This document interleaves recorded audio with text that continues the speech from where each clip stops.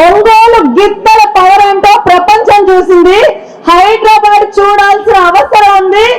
అందరూ ఒక్కసారి గట్టిగా జై తెలుగుదేశం. సరిపోలేదండి, నేను ఒంగోలు గిత్తల్ని ప్రపంచం దాకా తీసుకెళ్తే మీరు ఎన్కేఎన్ఆర్ గార్డెన్ కూడా దాటించట్లా. ఒక్కసారి గట్టిగా జై తెలుగుదేశం.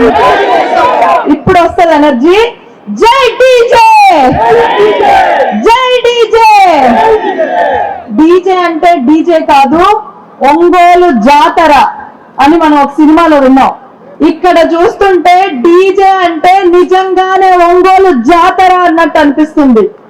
ఉంటున్న ఊరు మారినా, సంస్కృతి సంప్రదాయాలు మారినా, రాష్ట్రం మారినా జనార్దన్ గారి మీద ఉన్న ప్రేమ మారదు అని నిరూపించిన మీ అందరికీ కూడా అభినందనలు తెలియజేస్తున్నా. మన జిల్లాని అందరూ వెనకబడిన జిల్లా అంటారండి, కానీ వాళ్ళకి తెలియదు ఏంటంటే మన జిల్లా వెనకబడిందేమో కానీ మన మనుషులు వెనకబడలేదు.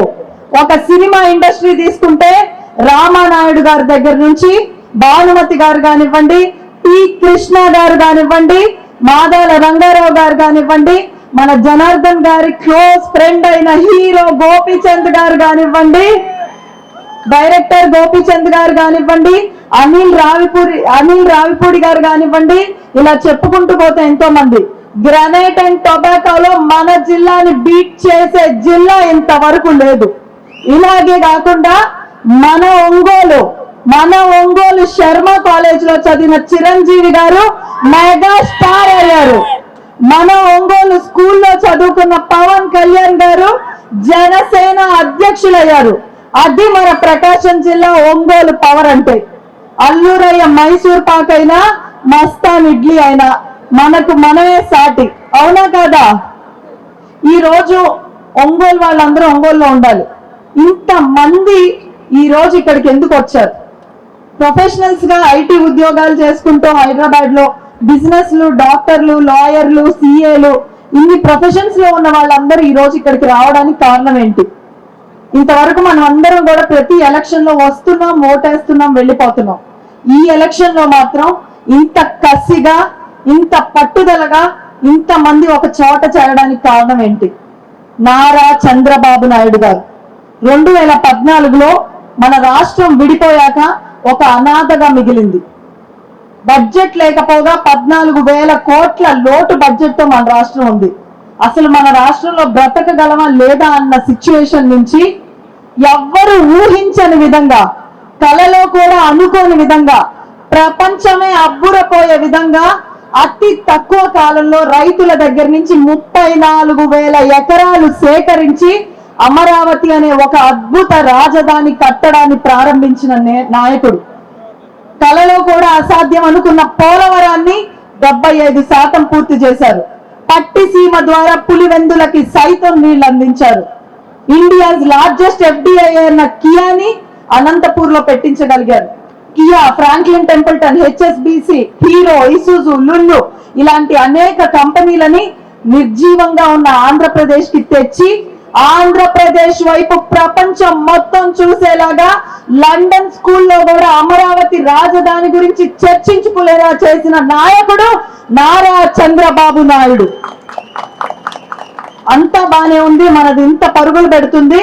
ఏ సింగపూర్ దేశంతోనో పోటీ పడేంత విధంగా ఒక చిన్న రాష్ట్రం ఏర్పడింది అని అందరూ అనుకుంటున్న టైంలో ఒక్క ఛాన్స్ అనే మోసానికి మనం అందరం గురయ్యి, సరేలే పాపం ఒక్క ఛాన్స్ అడుగుతున్నాడు, మన బిడ్డ అంటున్నాడు కదా అని చెప్పి ఇచ్చినందుకు ఈ రోజు మన బిడ్డలందరికీ జీవితాలు లేకుండా చేశారు.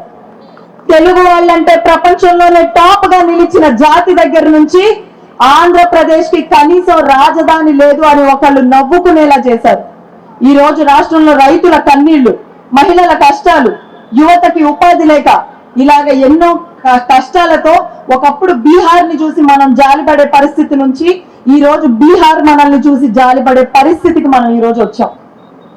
ఎంతో బాధగా ఉంది. అందుకే మనం అందరం ఈ రోజు ముందుకు వచ్చాం. మన రాష్ట్రాన్ని, మన ఊరిని కాపాడుకోవాలన్న సంకల్పంతో మనం అందరం వచ్చాం. మనం ఎవ్వరం బాధపడక్కర్లేదండి. ఎందుకంటే మనం ఒక అడుగు వెనక పడ్డామే గాని మనం కింద పడిపోలేదు. ఎందుకంటే మనల్ని కింద పడకుండా పట్టుకున్న నాయకుడు నారా చంద్రబాబు నాయుడు గారు. ఆయన ఉన్నంత వరకు ఈ రాష్ట్రం గురించి, మన భవిష్యత్తు గురించి భయపడాల్సిన అవసరమే లేదు. ఈ రోజు అగ్ని లాంటి చంద్రబాబు నాయుడు గారికి వాయువు లాంటి పవన్ కళ్యాణ్ గారు తోడయ్యారు. అగ్నికి వాయువు తోడైతే ఈ రోజు మన రాష్ట్రాన్ని ఇబ్బంది పెడుతున్న వాళ్ళందరూ బుగ్గి అయిపోతారు. పవన్ కళ్యాణ్ గారికి ఏం అవసరం అండి? ఆయన రాజకీయ పార్టీని నడుపుకుంటూ ఆయన చక్కగా ఈ ఎలక్షన్ లో కొన్ని సీట్లు వచ్చేవి. ఖచ్చితంగా ఆయన మంచి ప్రతిపక్షంగా నిల్చునేవారు. అయినా కూడా మనం అందరం గుర్తు పెట్టుకోవాల్సిన విషయం, 53 రోజులు మన నారా చంద్రబాబు నాయుడు గారు అరెస్ట్ అయి జైల్లో ఉంటే ఆయన కోసం నేనున్నాను అని వచ్చిన ఒక నాయకుడు పవన్ కళ్యాణ్ గారు. వారు మనకి తెలిపిన సంఘీభావాన్ని మనం ఎవ్వరం ఎప్పటికీ మర్చిపోకూడదు. ఆయన తలుచుకొని నేను వేరే పార్టీగా ఉంటానంటే ఈ రోజు ఓట్లు చీలేది. మళ్ళీ మన రాష్ట్ర భవిష్యత్ ఏంటా అని మనం అందరం కంగారు పడాల్సిన పరిస్థితి. కానీ ఆయన ఈ రోజు రాజకీయ భవిష్యత్తుని పణంగా పెట్టింది 5 ఏళ్ళు మనందరి భవిష్యత్తు కోసం. 3 జెండాలు వేరైనా ఎజెండా ఒకటే, ఆంధ్రప్రదేశ్ అభివృద్ధి ఖచ్చితంగా జరిగి తీరుతుంది. 2 నెలల్లో పొత్తు గెలవబోతుంది. మళ్ళీ తిరిగి స్వర్ణాంధ్రప్రదేశ్, సన్ రైజ్ ఆంధ్రప్రదేశ్ గా మారబోతుంది. ఒక్కసారి మన ఒంగోలు విషయానికే వద్దాం. అప్పట్లో ఒంగోలు గిత్తలు అని చెప్తే గాని మన ఊరిని గుర్తుపట్టే వాళ్ళు కాదు. ఒంగోలు కంటూ ఒక ప్రత్యేక గుర్తింపు తీసుకొచ్చిన నాయకుడు మన దామచర్ల జనార్దన్ గారు. ఒకప్పుడు దామచర్ల ఆంజనేయులు గారి మనవడు దామచర్ల జనార్దన్ గారు అని చెప్పుకునే స్థాయి నుంచి 2014లో ఆయన చేసిన పరిపాలనతో దామచర్ల జనార్దన్ గారి తాతగారు దామచర్ల ఆంజనేయులు గారు అని చెప్పుకునే స్థాయికి ఎదిగారు. మనం అందరం అనుకుంటాం ఆయన చాలా తక్కువ మాట్లాడతారని. ఆయన మాట్లాడేది చాలా తక్కువ అయి ఉండొచ్చు.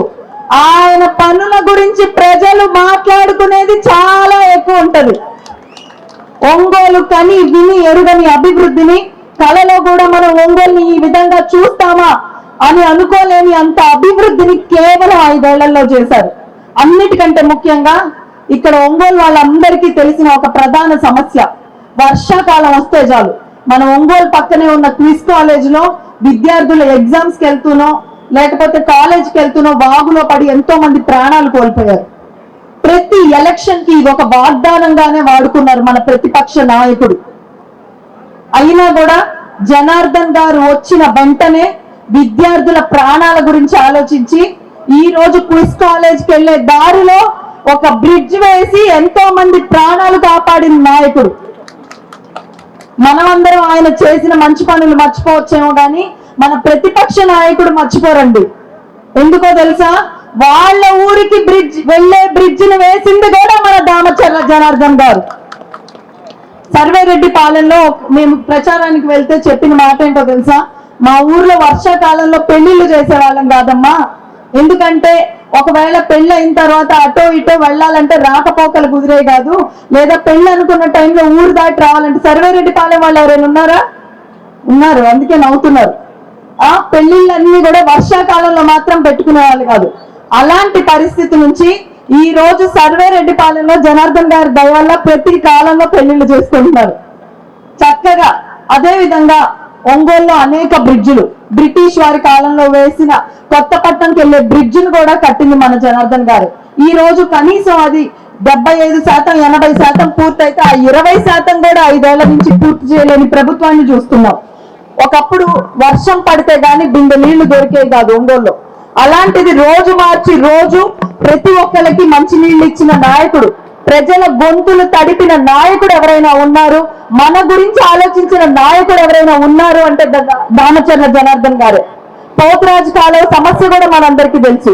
దాన్ని కూడా అతి త్వరగా పరిష్కరించింది కూడా మన జనార్దన్ గారు. ఏ గ్రామానికి వెళ్ళినా కూడా చిట్ట చివర 2 ఇళ్లున్నా కూడా ఆ ఇంటి వరకు సీసీ రోడ్లు వేసి ప్రతి గ్రామానికి సీసీ రోడ్లు, డ్రైన్లు, ఇలాగా ఒంగోలులో ఉన్న పార్కులు అన్ని కూడా ఓపెన్ చేయించింది జనార్దన్ గారు. ఇవన్నీ చేయడానికి 10 ఏళ్ళలో 20 ఏళ్ళలో పట్టలేదండి. కేవలం 5 ఏళ్లలో, కేవలం 5 ఏళ్లలో ఇన్ని పనులు ఫస్ట్ టైం ఎమ్మెల్యేగా ఉండి చేశారంటే దామచర్ల ఆంజనేయులు గారే మీలో ఉండి ఈ పనులన్నీ చేయించారా అన్నంత గొప్పగా చేశారు జనార్దన్ గారు. ఈ రోజు 5 సార్లు ఎమ్మెల్యేగా గెలిచా అని చెప్పుకుంటున్నారు. 5 సార్లు ఎమ్మెల్యేగా గెలిచా అని చెప్పుకుంటున్నారా? కనీసం జనార్దన్ గారు చేసిన వాటిలో 5% పనులైనా చేశారా అని మీరందరూ ఎలక్షన్ ప్రచారానికి వచ్చినప్పుడు ఖచ్చితంగా అడగండి. నీళ్ళు ఇవ్వందే ఓట్లు అడగను అని వచ్చిన నాయకుడిని నీళ్ళు ఇచ్చి మరీ చెప్పండి, ఈ నీళ్లు మా ఇంటికి రావడానికి కారణం దామచర్ల జనార్దన్ గారు అని ప్రశ్నించే అవసరం మనందరికీ ఉంది. ఈ రోజు దామచర్ల జనార్దన్ గారే కనుక మనకి ఎమ్మెల్యే అయ్యుంటే ఒంగోలులో ఒక IIIT కాలేజ్ వచ్చేది, ఒంగోలుకి ప్రతిరోజు మంచినీరు వచ్చేవి, పేదలందరికీ ఇళ్ల పట్టాలు అందేవి, టిక్కో హౌసెస్ లో గృహ ప్రవేశాలు జరిగేవి. ఈ రోజు మన ఒంగోలుకి పరిశ్రమ వచ్చేది. మీ ఒక్క ఓటు మళ్ళీ ఇవన్నీ మార్చబోతుంది. ఒంగోలుని మళ్ళీ ప్రగతి పదంలో పెట్టబోతుంది. ఒంగోలు డెవలప్మెంట్ ఏమో గానీ మన ప్రతిపక్ష నాయకుడు మాత్రం చాలా డెవలప్ అయ్యారండి. గత 5 ఏళ్లుగా ఎంత డెవలప్ అయ్యారంటే గేమ్స్ ఆడుకోవడానికి, నేను ఏ గేమ్స్ మీకు చెప్పను, నాకు తెలీదు, నన్ను అడగద్దండి. గేమ్స్ ఆడుకోవడానికి ప్రైవేట్ జెట్ లో రష్యాకి వెళ్ళే అంత డెవలప్ అయ్యారు మన ప్రతిపక్ష నాయకుడు. ఈ రోజు ఆఖరికి తాడేపల్లిలో జరిగే అవినీతిని చూసి ప్రపంచం దేశం అంతా అబ్బురపోతుంటే తాడేపల్లి కూడా అబ్బురపోయేంత అవినీతి మన ఒంగోలులో జరిగింది. అది మన ఒంగోలు పరిస్థితి. నేను ఒక్కటి చెప్పాలనుకుంటున్నా. రీసెంట్ గా ఒంగోలులో ఒక చిన్న ఇన్సిడెంట్ జరిగింది, మీ అందరికీ తెలుసు. ఒంగోలులో ఇన్సిడెంట్ చేసి మళ్ళీ ఎలక్షన్ లో దీని ద్వారా లబ్ధి పొందే ప్రయత్నం చేద్దాం అనుకుంటున్నారు. వారికి మీరందరూ ఒక్కటే చెప్పండి, ఒంగోలులో ఎన్ని జరిగినా దామచర్ల జనార్దన్ గారి గెలుపుని మీరెవ్వరూ ఆపలేరు. గెలుపు దాకా కాదు, మెజారిటీని కూడా మీరు తగ్గించలేరు. ఎందుకంటే ఆయన వెనక సైన్యం లాగా మేమందరం ఉన్నాం అన్న విషయాన్ని మనం అందరం తెలియజేయాలి. ఎవరికి వాళ్ళం ఈసారి ఒక సైన్యం లాగా జనార్దన్ గారి వెంట నడుద్దాం. మన ఒంగోలు ఎప్పుడు కని విని ఎరుగని అభివృద్ధిని చేసిన నాయకుడికి మనం అండగా నిలబడదాం. ఇప్పటిదాకా మన కోసం జనార్దన్ గారు నుంచున్నారు. నేను ప్రతి ఒక్కళ్ళని ఒకటే రిక్వెస్ట్ చేస్తున్నానండి, మనం ఒక్కళ్ళం వచ్చి ఏం చేయగలం అనుకుంటున్నారు. ఈ రోజు ఇప్పుడు 2-3 సభ్యులు వచ్చి చెప్పారు తేజస్వి అని. ఈ రోజు తేజస్వి ఇక్కడ నుంచింది అంటే దానికి ప్రధాన కారణం దామచర్ల జనార్దన్ గారు. 21 ఇయర్స్ ఉన్నప్పుడు నేను కాలేజ్ లో ఉంటే జనార్దన్ గారు అప్పుడే ఎలక్షన్స్ లో నుంచున్నారు. ఇక్కడే మా ఫ్రెండ్ కూడా కూర్చుంది కల్పన అని. మేము అప్పుడు స్టూడెంట్స్ గా ఉన్నప్పుడు అనుకున్నాం, ఇంట్లో కూర్చొని చంద్రబాబు నాయుడు గారు గెలవాలి, జనార్దన్ గారు గెలవాలి అనుకుంటే లాభం లేదు, వీలైనంత మందికి ఈ అవసరాన్ని తెలియజేద్దామని ఒంగోలులో ఉన్న మన గుడిమెల్లపాడు తెలుసు కదండి, మా ఊరి నుంచే ప్రారంభించాం. గుడిమెల్లపాడు నుంచి ప్రారంభించాం, 10 మందితో ప్రారంభించాం. ప్రతి ఒక్కరికి జనార్దన్ గారు గెలవాల్సిన అవసరాన్ని, చంద్రబాబు నాయుడు గారు గెలవాల్సిన అవసరాన్ని తెలియజేశాం. ఇలాగ ఒంగోలులో ఉన్న ప్రతి గ్రామం, ప్రతి వార్డు తిరిగి చంద్రబాబు నాయుడు గారి గురించి, జనార్దన్ గారి గురించి చెప్పాం. ఆ రోజు ప్రజలందరి నుంచి మేమందరం ఎంత మార్పు చూసామో మాకు తెలుసు. ఈ రోజు మీరు కూడా ఒక రాజకీయ నాయకులు ఇంటి దగ్గరికి వెళ్ళి చెప్తే వినేది వేరు, మనలాంటి వాళ్ళం ప్రొఫెషనల్స్ చదువుకున్న పిల్లలు అందరం వెళ్తే వినేది వేరు. ప్రతి ఒక్కళ్ళు మీ ఊర్లకి కదలండి. మేము సైతం అన్న నినాదంతో మనం అందరం ఊర్లకి వెళ్దాం. ప్రతి ఒక్కళ్ళం 10 ఓట్లు మార్చే సంకల్పాన్ని తీసుకుందాం. వాళ్ళు అనుకున్నారు ఏం వేవ్ లేదు అని. పులివెందలలో మనం ఎమ్మెల్సీ ఎలక్షన్ గెలిచినప్పుడు కూడా సైలెంట్ వేవ్ తోటే గెలిచాం. రేపు జనార్దన్ గారికి రాబోయే మెజారిటీ చూసిన తర్వాత అర్థమైంది జనార్దన్ గారి వెనక ఎంత పెద్ద సైన్యం ఉందో.